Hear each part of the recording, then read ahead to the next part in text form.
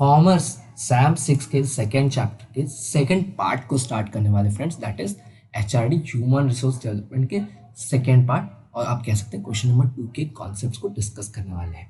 इसके पहले ऑलरेडी मैंने फर्स्ट चैप्टर और सेकेंड चैप्टर पे भी एक वीडियो बना रखी है जिसकी लिंक आपको डिस्क्रिप्शन में मिल जाएगी दोस्तों, प्लीज़ उसे एक बार ज़रूर चेकआउट कर लीजिएगा, फिर इस वीडियो पर कंटिन्यू कीजिएगा। दोस्तों, परफॉर्मेंस अप्रेजल, ये नाम आपने अब तक के तीनों वीडियोस में ऑलमोस्ट कहीं ना कहीं तो सुना ही होगा, क्योंकि ट्रेनिंग और human resource development, even human resource management में इसका जिक्र हुआ है।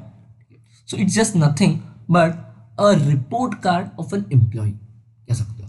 ठीक है, जैसा आप रिपोर्ट कार्ड से आपको पता चल गया कि जिसके आपका एक रिजल्ट होता है, ठीक है, तो वो आपका साल भर की मेहनत बताता है, आपका परफॉर्मेंस बताता है कि आपने कितने अच्छे पढ़ाई की, किस सब्जेक्ट में आपको ज़्यादा मार्क्स मिले, किस स्किल में आप बहुत अच्छे इंप्रूव थे। ठीक है, तो ऐसा जो रिपोर्ट कार्ड होती थी वैसा ही report card for employ, this is performance appraise. Basic यहीं पे यहाँ पे भी आप मीनिंग पढ़ोगे तो वही है कि is a process of evaluating work performance of employees. The purpose of appraisal is to improve individual and organisation effectiveness. Obviously आपको के रिजल्ट कार्ड के बाद पता चलता है कि आपको इस सब्जेक्ट में इस जगह पे बहुत मेहनत करनी है। ठीक है, इसके आपको मैथ्स में कम मार्क्स आए तो आपको उस पर ज़्यादा ध्यान देना ताकि आपके मैथ्स में अच्छे मार्क्स आ सके। ठीक है, तो ये परफॉर्मेंस अप्रेजल का मेन मोटिव होता है। अगर हम लोग इसके बेनिफिट्स पे ध्यान दें तो इसके बेनिफिट्स मोस्टली ट्रेनिंग और ह्यूमन रिसोर्स डेवलपमेंट वाले ही हैं। ठीक है, जो हम लोगों ने पिछले वीडियो में डिस्कस किया था, लिंक डिस्क्रिप्शन में है। ठीक है, so it's a performance feedback. Obviously feedback यानी कि एक आपका रिपोर्ट का, आप फीडबैक जैसे कि ओला उबर पे सर्विसेज के फीडबैक आते हैं, फीडबैक फॉर्म्स। ठीक है, तो आप बताते हो कैसी लगी सर्विस, ठीक है, किस चीज़ में आपको इम्प्रूवमेंट चाहिए, कौन से मतलब जैसे कि फैसिलिटी आपको नहीं मिली कार में या फिर खाने के अकॉर्डिंग, ऐसे जो भी सब चीज़ होती है फीडबैक उस पर दिया जाता है जिससे कि इम्प्रूवमेंट हो। ठीक है, और जो चीज़ें अच्छी हैं वो भी पता चल सके। ठीक है, तो it is a performance feedback. Next आता है दैट इज प्रमोशन। ठीक है, प्रमोशन, ट्रांसफर, मोटिवेशन, ये सब देख सकते हो आप, ट्रेनिंग के पॉइंट्स रिपीट हुए हैं। ठीक है, और यहाँ पे ट्रेनिंग खुद भी आ गया। अब देखिए, परफॉर्मेंस अप्रेजल मतलब कि यही एक एम्प्लॉय के खासियतें और कमियों को बताना। अगर किसी एम्प्लॉय में कोई एक स्किल है जो बहुत अच्छी है, ठीक है, और उसे अगर हम लोग थोड़ी एडिशनल रिस्पॉन्सिबिलिटीज भी दे दें, ठीक है, थ्रू द प्रमोशन, तो सही है, वो कंपनी के लिए कुछ वेल बीइंग ही लाएगा, कुछ वेलफेयर ही करेगा कंपनी का। ठीक है, जिससे कि कंपनी को फायदा होगा, तो ये प्रमोशन में भी हेल्पफुल हो सकता है। अगेन ट्रांसफर की अगर हम लोग बात करें तो अगर किसी एक एम्प्लॉय की पर्टिकुलर डिपार्टमेंट, जैसे कि अगर उसे हम लोग ने सेलिंग डिपार्टमेंट में रखा है बट वो फाइनेंस में अच्छा है, उसका माइंड सेट जो है फाइनेंस से रिलेटेड है, ठीक है, वो अच्छा फाइनेंशियल एडवाइसेस दे सकता है, तो वो मार्केटिंग में क्या करेगा, उसका टैलेंट, उसकी जो परफॉर्मेंस है, ठीक है, उसका जो स्किल है वो तो यहाँ वेस्ट हो जाएगा। ठीक है, तो उसे फाइनेंस डिपार्टमेंट ट्रांसफर कर देना, या फिर उसी कंपनी किसी और ब्रांच में इसकी जो स्किल है, ठीक है, वो अगर रिक्वायर्ड है तो वहाँ भेज दें, तो इट्स ट्रांसफर।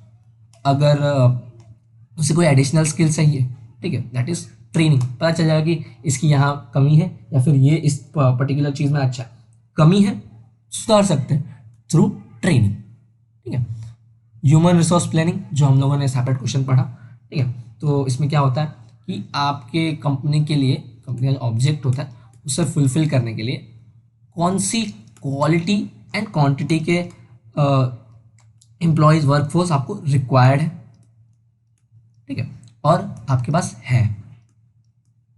इन दोनों का कंपैरिजन सेपरेट क्वेश्चन हम लोगों ने डिस्कस किया है बहुत डिटेल में, वीडियो है वहाँ पे आपको डिस्क्रिप्शन मिल जाएगी।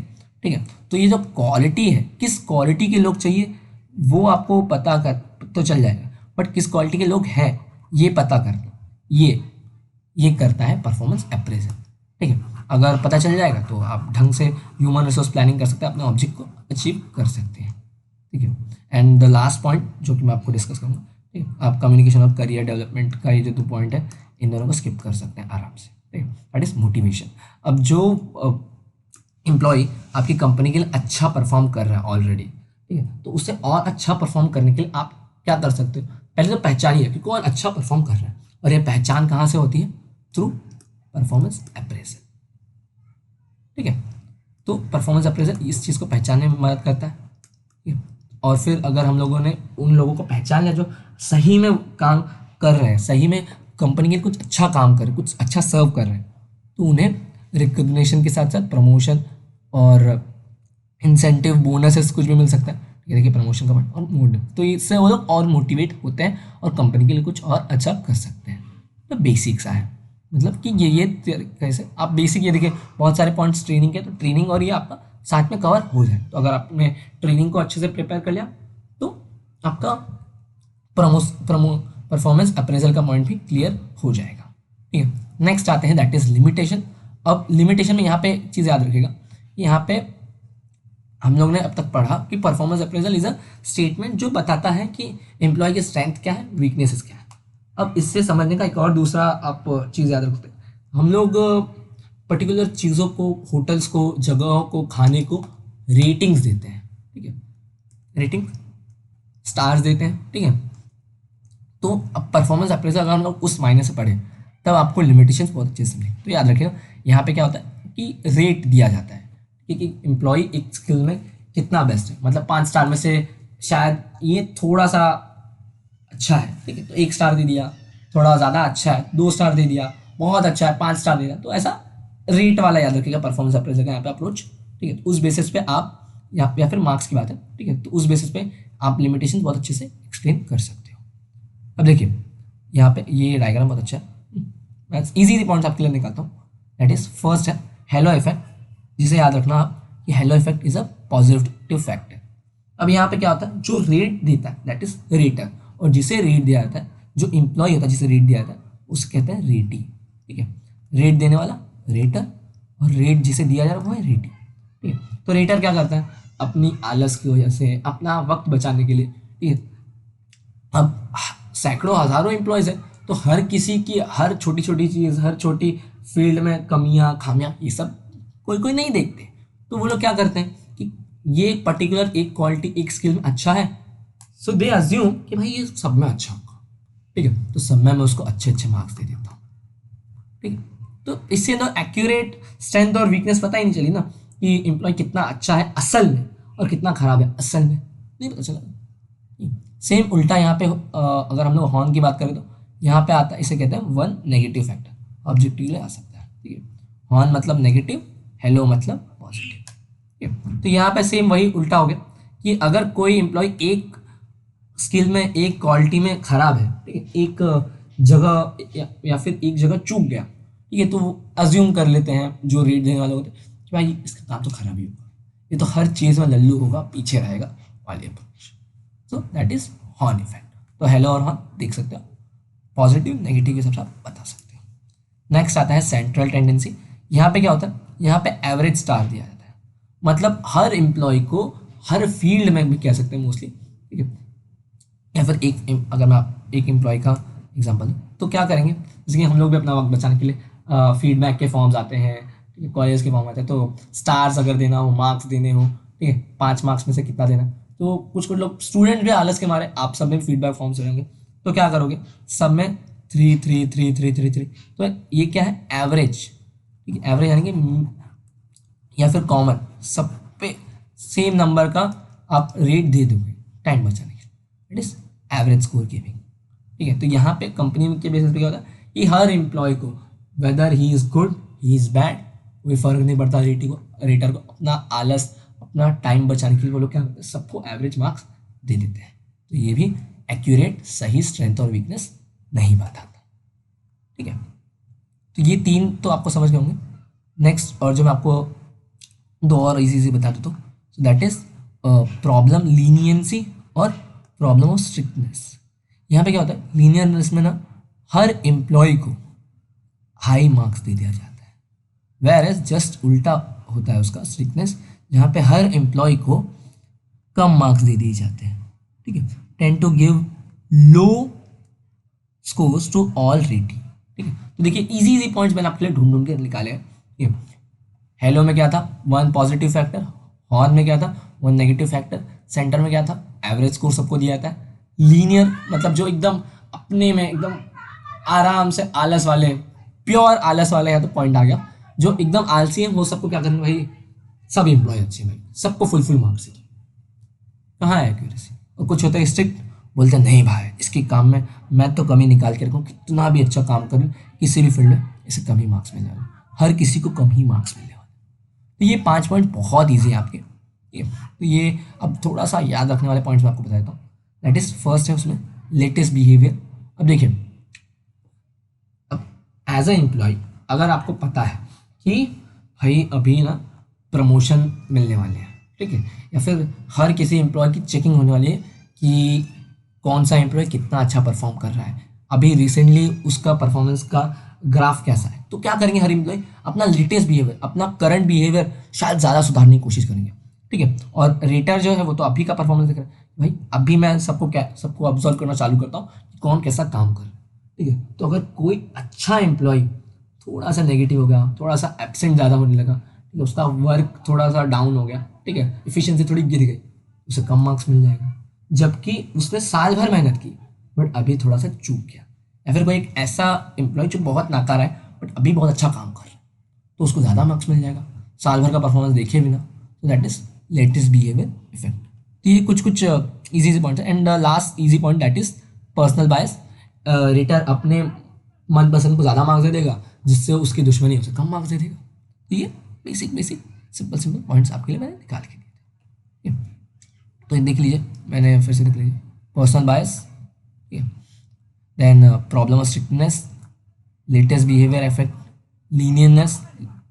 लीनियंसी और स्ट्रिक्टनेस दोनों एक दूसरे के अपोजिट है, ठीक है। Central tendency that is average marks to everyone, horn on halo एक दूसरे के अपोजिट है। तो ये कुछ 6 इजी पॉइंट्स आप लिख सकते हैं। लास्ट थिंग आती है that is methods of performance appraisal, मतलब किस किस बेसिस पे ये रिपोर्ट बनाई जाती है, ठीक है। तो एक होता है ट्रेडिशनल मेथड, एक होता है मॉडर्न मेथड। एक एक करके दोनों को डिस्कस कर लेते हैं। ट्रेडिशनल मेथड में क्या होता है, चेक लिस्ट, ठीक है। तो आपने ये देखा होगा कि कुछ चीज़ें ऐसे होती हैं, जैसे कि यहाँ पे आप देख सकते 3 फील्ड दिए गए हैं कि क्वालिटी ऑफ वर्क कैसी है, स्पीड ऑफ वर्क कैसा है और एटीट्यूड टूवर्ड्स वर्क कैसा है। तो ऐसे अलग अलग लिस्ट में इंग्रेडिएंट्स डाले गए होते हैं जो कि आपके जॉब से रिलेटेड चीज़ें होती हैं, उनके ऐसे साइंस बनाए गए होते हैं और उनके आगे ऐसे बॉक्सेस बनाए गए होते हैं। अगर क्वालिटी ऑफ वर्क अच्छा है, चेक। स्पीड उतनी अच्छी नहीं है, क्रॉस। एटीट्यूड टूवर्ड्स वर्क अच्छा है, चेक। तो ऐसी लिस्ट जो बनाई थी उसे कहते हैं चेक लिस्ट। ये ट्रेडिशनल मेथड्स हैं, ट्रेडिशनल टेक्निक्स हैं फॉर जॉब अप्रेजल, ठीक है। तो ऐसे टाइप की रिपोर्ट बनाई जाती है। नेक्स्ट आता है that is confidential report. This is the old and traditional method of appraising employee. Confidential report is a report of a subordinate strength and weaknesses. एक तरह की रिपोर्ट होती है जो बहुत कॉन्फिडेंशियल होती है, जो एग्जीक्यूटिव्स के पास ही होती है, बट एक्चुअल में क्या होता बताएगा, ये रिपोर्ट सिर्फ बॉसेस के पास ही रहती है, जो मेन हेड्स होते हैं आपके ऑर्गेनाइजेशन उनके पास ही रहती है। तो यहाँ पे ना जो आपका परफॉर्मेंस फीडबैक है दैट इज कि एज एन एम्प्लॉय आपको तो पता चले भाई मेरी कमी कहाँ रह गई साल भर में, ठीक है, मैंने क्या गलत कर दिया, ठीक है, मेरे मार्क्स कहाँ कट गए, मैंने कौन सा काम सही से नहीं किया, ये यहाँ पे नहीं पता चल पाता क्योंकि यहाँ पे नाम में लिखा है कॉन्फिडेंशियल, ये सबके लिए ओपनली नहीं होता है, ठीक है। But this is an oldest very old and traditional method for performance appraisal. तो ये आप एक्सप्लेन कर सकते हैं। क्रिटिकल इंसिडेंट मेथड, अब यहाँ पे क्या होता है, पर्टिकुलर इंसिडेंट्स को कंसिडर किया जाता है कि इस इंसिडेंट में इस टाइम पे इस एम्प्लॉय ने कैसा परफॉर्म किया था, इस एम्प्लॉय ने किस तरीके से अपने आप को जाहिर किया। तो ये सब जो चीज़ें होती है that is critical incident method. ये तो इजी से पॉइंट। और मैं आपको एक चौथा बताऊँ तो दैट इज ग्राफिक रेटिंग, ठीक है। रैंकिंग मेथड भी आप कर सकते हो बट मैं उसे छोड़ने की सलाह दूंगा, ठीक है। तो that is graphic rating scale. यहाँ भी क्या होता है, यहाँ पे क्या होता है कि ये जो हम लोगों ने चेकलिस्ट बनाई, ठीक है, दैट इज़ कि हम लोगों ने हर चीज़ का नाम लिखा और आगे उसके ऐसा बॉक्सेस बना के उसमें चेक या फिर क्रॉस वाला चीज़ जो हम लोग करते हैं उसे कहते हैं चेकलिस्ट। वेयर एज यहाँ भी सेम चीज़ होती है, quality of work, speed of work that is quantity of work, dependency, ठीक है। तो ये सब अलग अलग फैक्टर्स ऐसे बॉक्स के थ्रू एम्प्लॉइज के स्ट्रेंथ और वीकनेस को चेक किया जाता है। जैसे कि क्वालिटी ऑफ वर्क, तो उसका क्वालिटी ऑफ वर्क किसी एम्प्लॉय का अगर एक्सेलेंट होगा, चेक, मतलब एक्सेलेंट वर्क किया। अगर एवरेज होगा तो एवरेज के यहाँ पे साइन करेंगे, पुअर रहेगा तो पुअर के यहाँ पे साइन करेंगे। जैसे कि क्वांटिटी ऑफ वर्क, किसी एम्प्लॉय का क्वांटिटी ऑफ वर्क बहुत अच्छा नहीं है बट ठीक ठाक है, अच्छा है, तो दैट इज़ गुड। डिपेंडेबिलिटी मतलब वो कितना लोगों पे डिपेंड करता है, अगर ज़्यादा करता है तो बहुत ज़्यादा, या फिर लोग उस पर कितना डिपेंड करते हैं वो वाली चीज़, वो इस तरीके से ग्राफिक रेटिंग स्केल बनता है। ये आपको डायग्राम बना के एक्सप्लेन करना होगा, बस यहाँ पे कुछ ज़्यादा एक्सप्लेनेशन की ज़रूरत है नहीं। नैरेटिव ऐसे यहाँ पे पूरा एक ऐसे बनाया जाता है एम्प्लॉय की स्ट्रेंथ और वीकनेस को नरेट करते हुए, बताते हुए, दैट इज नरेटिव ऐसे, ठीक है ना। नेक्स्ट आता है मॉडर्न टेक्निक्स। ट्रेडिशनल में मैंने आपको सिर्फ इजी इजी पॉइंट्स बताया आपको, ठीक है, 5 इजी इजी पॉइंट्स है, उन्हें आप लिख लीजिएगा इफ एग्जाम में आया तो। नेक्स्ट आता है दैट इज मॉडर्न टेक्निक। ये तो आजकल जो होता है ये थोड़ा सा टफ होगा, ध्यान दीजिएगा। मैं इजी इजी पॉइंट्स अगर आपको बताऊँ तो दैट इज फर्स्ट है 360 अप्रेजल। यहाँ पे क्या होता है कि एक एम्प्लॉय को बहुत सारे लोग, ठीक है, उसकी सुपीरियर्स, उसके साथ काम करने वाले को वर्कर्स, उसके क्लाइंट्स, उसके जो भी कलीग्स होते हैं, या फिर एक्सपर्ट्स, पैनल ऑफ एक्सपर्ट्स जो उस कंपनी के सुपीरियर्स के भी एकदम सुपीरियर होंगे, मेन बॉडी होगी, ठीक है, माइंड होगा उस कंपनी का, वो लोग सब मिलकर एक रिपोर्ट तैयार करते हैं, एक इन्फॉर्मेशन प्रोवाइड करते हैं उस एम्प्लॉय का, दैट इज 360 डिग्री। 360 मतलब चारों तरफ से बहुत सारे लोग इस बारे में गहन चिंतन करके सब कुछ बताते हैं एम्प्लॉय के बारे में, ठीक है। नेक्स्ट है बेल शेप्ड कर्व। ये डायग्राम याद रखेगा, ऐसा बेल वाला डायग्राम है, ठीक है, ऐसा, ठीक है, लो परफॉर्मेंस के लिए ऐसा, ये एवरेज परफॉर्मेंस और ये हाई परफॉर्मेंस, तो ये एक बेल शेप होता है। तो यहाँ पे जो डेटा है एम्प्लॉय का, जो परफॉर्मेंस है, वो इस बेल के थ्रू शो किया जाता है। यहाँ पे भी यही चीज़ लिखी गई है, बस आप एक बार पढ़ लीजिएगा। तो ये 2 इजी इजी पॉइंट्स मैंने आपको बता दिया। तीसरा इजी पॉइंट अगर आपको बताओ तो that is assessment centre. This technique is used for performance appraisal as well as selection and training. Selection और ट्रेनिंग में भी ये जो मेथड है असेसमेंट सेंटर का, ये यूज़ किया जाता है। तो यहाँ पे the ratees are subject to various psychological test, management test, games, oral presentation and such others exercise.